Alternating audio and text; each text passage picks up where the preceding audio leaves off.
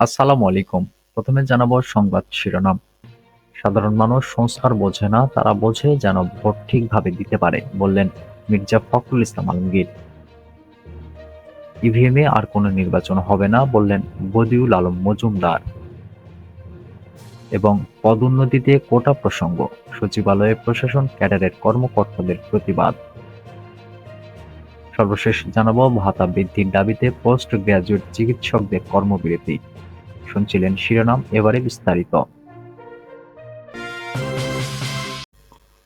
সাধারণ মানুষ সংস্কার বোঝে না, তারা বোঝে যেন ভোট ঠিকভাবে দিতে পারে, বললেন মির্জা ফখরুল ইসলাম আলমগীর।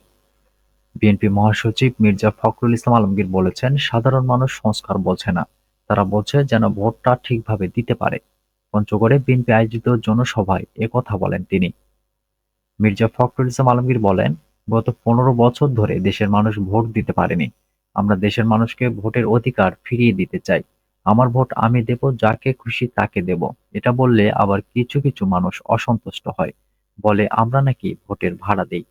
ভোটের ভাড়া দিই এজন্য যে ভোট দিতে পারলে আমরা সঠিক লোক নির্বাচন করতে পারবো। সেই লোক সংসদে গিয়ে আমাদের জন্য ভালো কাজ করতে পারবে, দেশকে ভালোভাবে পরিচালনা করবে, বলেন তিনি। বিএনপি মহাসচিব বলেন, এটাই আমরা চাচ্ছি। আমরা বলেছি যে আমরা সংস্কার চাই। আমাদের নেত্রী 2016 সালে ভীষণ বাংলাদেশ 2030 দিয়েছিলেন।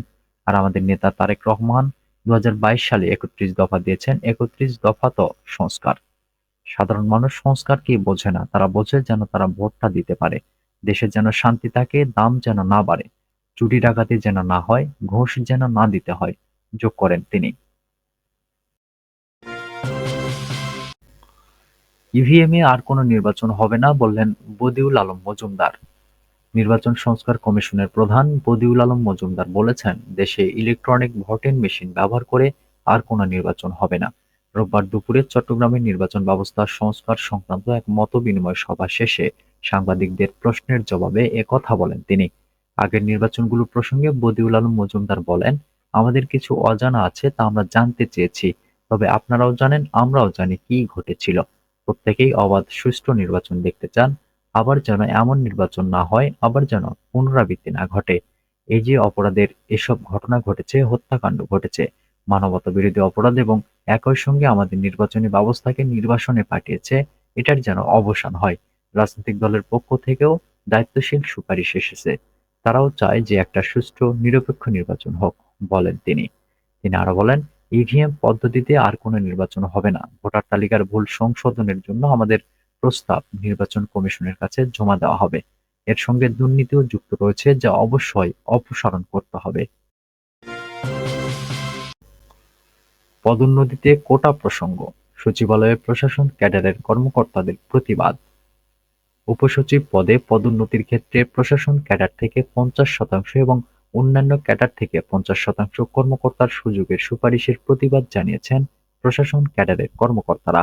রোববার বিকেলে সচিবালয়ে কয়েক শত প্রশাসন ক্যাডারের কর্মকর্তারা প্রতিবাদ জানিয়ে জনপ্রশাসন সচিবের সঙ্গে দেখা করেন। পরে কর্মকর্তাদের একটি প্রতিনিধি দল জনপ্রশাসন মন্ত্রণালয়ের সিনিয়র সচিব এবং জনপ্রশাসন সংস্কার কমিশনের সদস্য সচিব ডক্টর মোখলেছুর রহমানের কাছে তাদের দাবি পেশ করেন। বর্তমান দেশে 26টি ক্যাডার সার্ভিস আছে। এসব সার্ভিসের কর্মকর্তাদের মধ্য থেকে উপসচিব পদোন্নতির সময় 75% প্রশাসন ক্যাডার কর্মকর্তা এবং 25% অন্যান্য ক্যাডার কর্মকর্তাদের মধ্য থেকে নেওয়া হয়। গত মঙ্গলবার জনপ্রশাসন সংস্কার কমিশনের পক্ষ থেকে জানানো হয়, পদোন্নতির এই হার 50:50 করার জন্য সুপারিশ করা হবে। বিষয়টি গণমাধ্যমে প্রকাশিত হওয়ার পর থেকে প্রশাসন ক্যাডারের কর্মকর্তাদের মাঝে ব্যাপক প্রতিক্রিয়া হয়। কর্মকর্তারা বলছেন, তাদের দাবি পূরণ না হলে তারা আদালতের দ্বারস্থ হবেন। এদিকে অন্যান্য 25 ক্যাডারের কর্মকর্তারাও সংস্কার কমিশনের 50:50 প্রস্তাবের বিরোধিতা করেছেন। তাদের দাবি, উপসচিব পদে পদোন্নতি পুরোপুরি পরীক্ষার মাধ্যমে যোগ্যতার ভিত্তিতে হওয়া উচিত। সংস্কার কমিশনের সিদ্ধান্তের প্রতিবাদে 25 ক্যাডারের কর্মকর্তারা আগামী মঙ্গলবার সব সরকারি অফিসে 1 ঘণ্টার কর্মবিরতির ঘোষণা দিয়েছেন। 25 ক্যাডারের বৈষম্য নির্মূল পরিষদের নেতা মোহাম্মদ মফিজুর রহমান এক বিবৃতিতে বলেছেন, আমরা চাই অতিরিক্ত সচিব পদে পদোন্নতি সম্পূর্ণ যোগ্যতার ভিত্তিতে হোক। এই সরকার কোটা বিরোধী আন্দোলনের মাধ্যমে গঠিত হয়েছে। আমরা কোটা নিয়ে আর কোনো আন্দোলন চাই না। ভাতা বৃদ্ধির দাবিতে পোস্ট গ্র্যাজুয়েট চিকিৎসকদের কর্মবিরতি। ভাতা বৃদ্ধি করে প্রজ্ঞাপন প্রকাশের দাবিতে কর্মবিরতি ও অবস্থান ধর্মঘট পালন করেছেন চট্টগ্রাম মেডিকেল কলেজ হাসপাতালের বেসরকারি পোস্ট গ্র্যাজুয়েট চিকিৎসকরা। রোববার ডক্টরস মুভমেন্ট ফর জাস্টিস সোসাইটির আহ্বানে এ কর্মবিরতি পালন করা হয়। কর্মবিরতি পালন করা চিকিৎসকরা জানিয়েছেন, 2022 সাল থেকে বেসরকারি পোস্ট গ্র্যাজুয়েট চিকিৎসকদের যৌক্তিক দাবি ভাতা বৃদ্ধির জন্য রাজপথে আন্দোলন করে আসছে।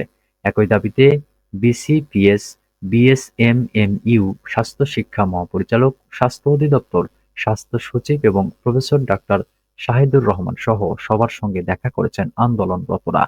এ সময় তারা ভাতা বৃদ্ধির দাবিকে যৌক্তিক বলেন এবং দ্রুত বাস্তবায়ন করবেন বলে কথা দেন। ভাতা বৃদ্ধির প্রয়োজনীয় নথি অর্থ মন্ত্রণালয়ে পাঠানো হলেও নথিটি অর্থ ছাড়ের জন্য অনুমোদিত হয়ে স্বাস্থ্য মন্ত্রণালয়ে পৌঁছায়নি।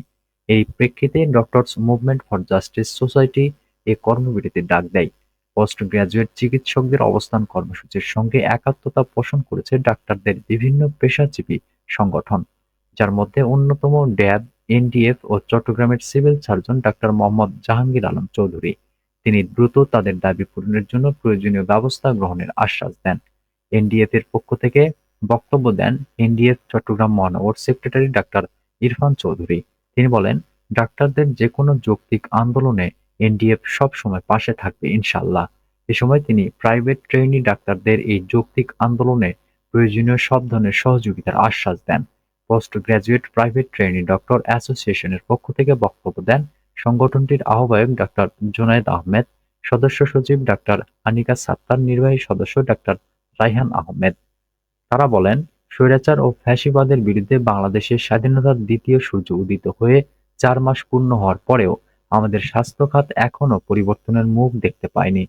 ডাক্তার পেশার পদবি থেকে শুরু করে ডাক্তার নিগ্রহ, অনিরাপত্তা, নিপীড়ন, হেয় হেনস্থা হওয়া ক্রমাগত বেড়েই যাচ্ছে। আশা ও সান্ত্বনার ফুলঝুরি ছাড়া আমাদের প্রাপ্তির খাতা শূন্য। তারা আরো বলেন, আমাদের পেশা একটি মানবিক পেশা হওয়ার দরুন ক্রমাগত বিভিন্ন কঠোর পদক্ষেপ নিতে যেও দেশ ও দেশের সাধারণ জনগণের কথা ভেবে আমরা পিছিয়ে এসেছি, কিন্তু লাগামহীন এই দ্রব্যমূল্যের বাজারে যেখানে আমাদের পরিবার অভুক্ত, সেখানে আমাদের পক্ষে আর মানবিকতা নিয়ে টিকে থাকা সম্ভবপর হচ্ছে না। বিগত 4 মাসে আমরা সকল প্রকার দাপ্তরিক ও প্রক্রিয়াগত কাজ সম্পন্ন করার পরেও কোনো আশানুরূপ ফলাফল পাইনি। তাই এই ধরনের কর্মসূচি নিতে বাধ্য হয়েছি। আমরা দাবি আদায় না হওয়া পর্যন্ত কর্মবিরতি চালিয়ে যাব।